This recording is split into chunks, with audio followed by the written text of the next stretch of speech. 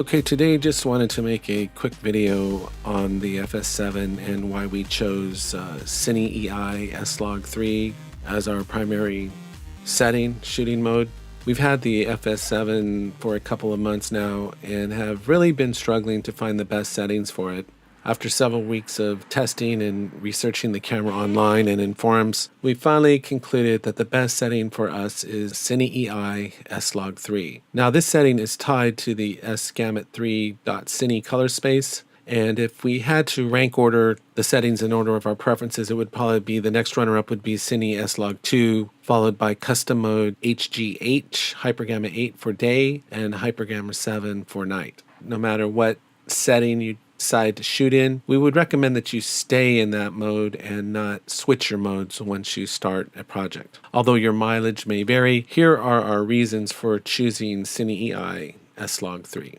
First, compared to custom mode in the hypergammas, Cine EI S-Log3 has the widest dynamic range at nearly 14 stops. About 2 stops above the hypergammas 7 or 8. Now whether you actually end up using these stops is another question, but it is the widest dynamic range. Second, S-Log3 is tied to the S-Gamut3.Cine color space, which is just a little more than the DCI color space, which is the standard color space for motion pictures. This color space looks great and grades very well. This relates to the next reason, which is the color space S-Gamut3.Cine is clearly superior to the next option down, which would be Hypergamma 7 or 8. Those are tied to the matrix color space, which is based on the Rec 709, so it is a much smaller color space to work with, the Hypergamma in custom mode. Initially we thought the Hypergammas might be the way to go, but the color space is just too limiting, and the native ISO of the hypergammas, the 7 to 8, are very high and noisy, relatively noisy at 1600 ISO. And fourth, S-Log3 as compared to S-Log2 devotes more data to the shadows than the highlights and does a better job in low light than S-Log2 in our opinion. If you look at a graph, you can see that S-Log3 has more data in the shadows at the expense of the highlights. But where you'll find as I keep going on about this is that you're going to have the most problem in low light, in the shadows. So it's better to have more data there than in the highlights. Once we decided on S-Log3 Cine EI, then we had to settle down to solving the challenges of shooting with it. These challenges are significant, but not insurmountable. And I should mention these challenges aren't any different than the challenges you would have with the Blackmagic Cinema camera or even the Panasonic GH4. The first challenge is S-Log3 is noisy at 2000 ISO. It is not a camera that does well in low light. This is a major challenge, and as somebody has mentioned, it requires basically making a deal with the devil. It requires you to carefully consider your lighting situations, which you should be doing anyway. For daylight situations or some indoor situations with ample light, you need to overexpose S-Log by about 1.5 stops.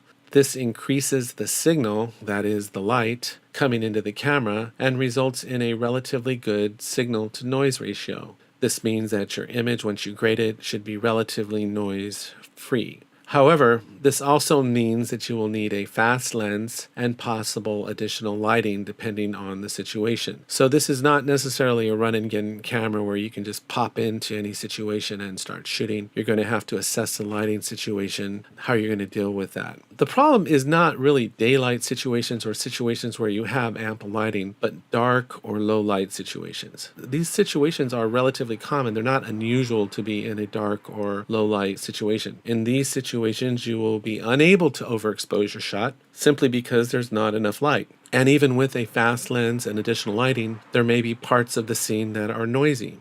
Well, they will be noisy, even with darkening the overall image and turning things black in post. Therefore, S-Log3 virtually guarantees that you will need noise reduction in post. And for that, the Neat Video plugin seems to work really fine. So that's not the end of the world to apply noise reduction in post. If you think about it, there is a reason why Sony added noise suppression to the Cine EI mode. There is a reason for that, and that's because it's noisy. But even with the noise suppression, what we found is it doesn't really remove the noise. There's still significant noise in low light images. But it is an extra step that requires a lot of extra computer processing power in post.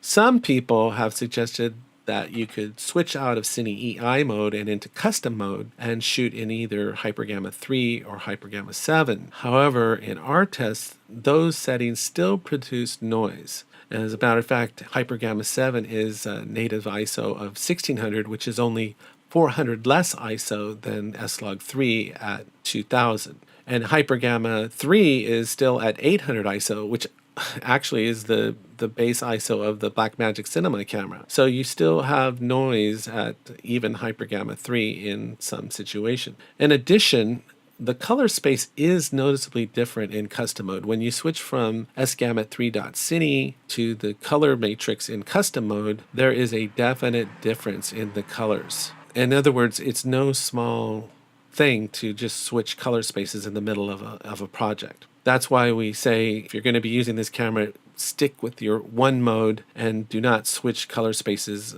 on the same project. You're going to have problems, in our opinion. One of the things the FS7 is going to require you to do is to get a fast lens. The next challenge is the S-Log3 clips and loses details in the highlights at a fairly low point, which is 93 IRE. This means that unless you have a plan for highlight management in your scene, for example, graduated ND filters, diffusion screens, or recomposing your shot entirely on location, your scenes are going to have blown highlights. Now, blown highlights are not necessarily the end of the world, but they might not be the look you want and can also be distracting since the human eye is drawn to bright lights.